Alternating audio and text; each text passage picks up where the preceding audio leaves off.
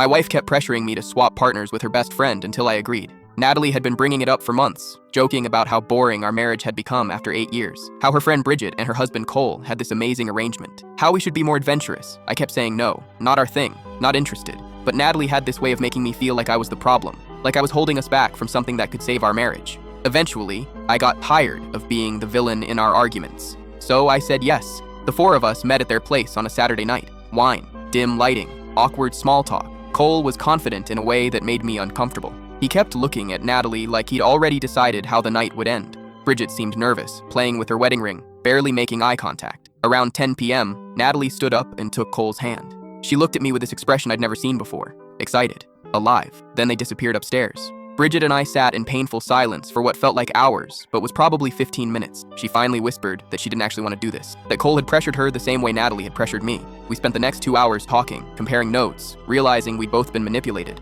When Natalie came downstairs, she was glowing, couldn't stop smiling. She thanked Bridget and Cole and practically skipped to the car. On the drive home, she talked about doing it again next weekend, maybe making it a regular thing. She reached for my hand and said she felt closer to me than she had in years. I felt sick, but I didn't say anything. Over the next month, it became a pattern. Every Saturday night, Natalie transformed into someone I barely recognized, happier, more affectionate. She started dressing up again, wearing perfume. She'd text me during work saying she couldn't wait to see me. It was everything I'd wanted from our marriage, except it wasn't because of me. It was because every weekend, she was sleeping with Cole. Then Bridget started texting me, just to talk at first. She was miserable. Cole was becoming obsessed with Natalie, barely looked at Bridget anymore. We started meeting for coffee, then lunch, then longer conversations where we'd vent about our spouses. She understood what I was going through. One afternoon, Bridget broke down crying in my car. Cole had told her he was falling in love with Natalie, that he wanted to leave Bridget, and suggested Natalie leave me so they could be together. My blood went cold. I asked if Natalie knew. Bridget nodded, said they'd been talking about it privately for weeks, making plans, looking at apartments.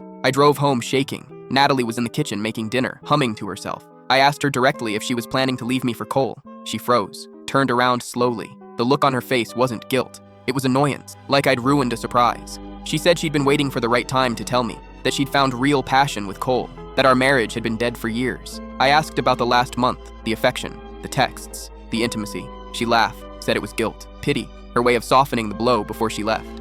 I stood there watching the woman I'd been married to for 8 years tell me she'd been falling for Cole since we started swapping. That agreeing to this had been her way of test driving her next relationship. That's when Bridget called. Her voice was panicked. Cole had just served her with divorce papers. I looked at Natalie, who was watching me with cold eyes, her phone lighting up with a text from Cole. She didn't even try to hide it. Instead, she smiled and said something that made my entire world collapse. I couldn't fit what happens next in this short video. Watch the rest down below.